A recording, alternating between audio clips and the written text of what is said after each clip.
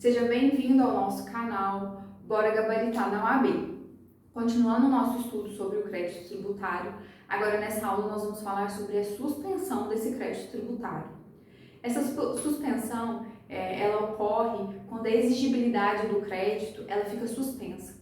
Isso significa que a Fazenda Pública não pode exigir, o fisco, no caso, não pode exigir esses valores do sujeito passivo enquanto estivermos diante de um desses 6 casos de suspensão desse crédito tributário. Eles estão previstos lá no artigo 151 do CTN, onde traz um rol taxativo. Então, são 6 hipóteses de suspensão desse crédito tributário.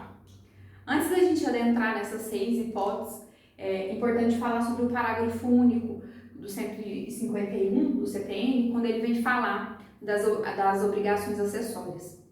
Quando a gente estudou obrigação principal e acessória, se você não assistiu essa aula, esse vídeo, corre lá e assiste. Eu deixei bem claro para vocês que quando a gente fala em obrigação acessória, aqui no direito tributário, diferente do direito civil, o acessório não segue o principal. Eu deixei isso bem claro para vocês, e aqui é um exemplo disso. Quando eu tenho a suspensão da obrigação tributária principal, isso não significa que a obrigação acessória também estará suspensa. Pelo contrário, o fisco pode exigir, e ele vai exigir, o cumprimento dessa obrigação acessória.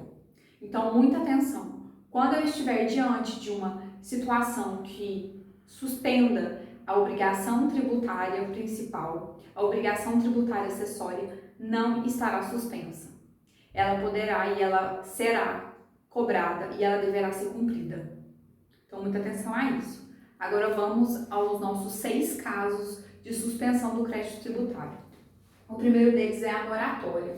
A moratória é a dilação do prazo por alguma razão específica. Ela está lá no 152 ao 155 do CTN. E atenção, a moratória ela pode ser geral ou individual. A moratória será geral quando a lei que estabelece essa moratória trazer requisitos para conceder essa moratória gerais, genéricos. Eu estou diante de uma moratória geral. E ela pode ser autônoma ou heterônoma.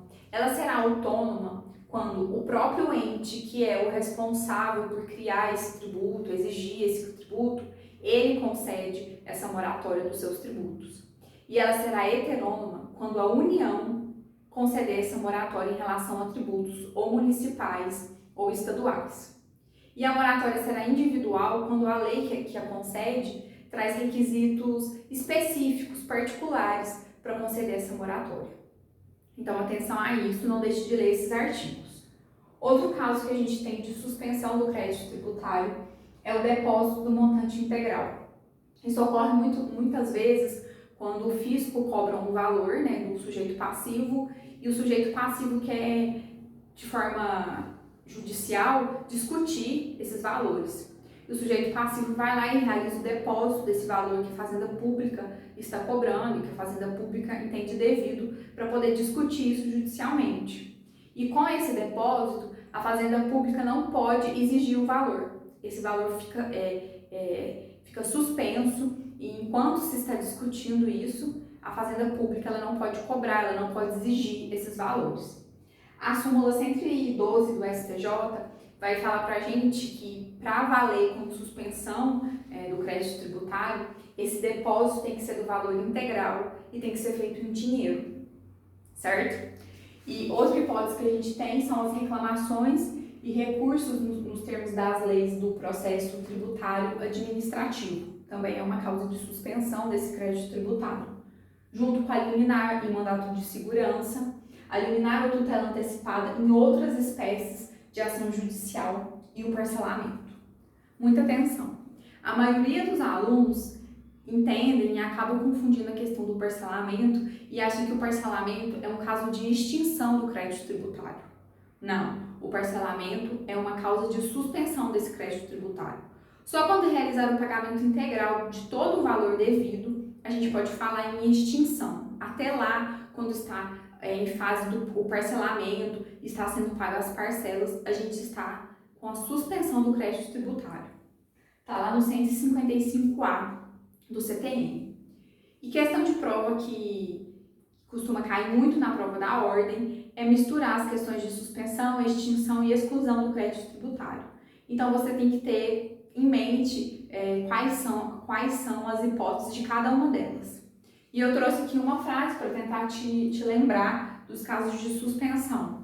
Demora impar, que o D é de depósito do montante integral, MO de moratória, RE de reclamações e recursos, LIM de liminar tanto no mandado de segurança como na tutela antecipada e PAR de parcelamento.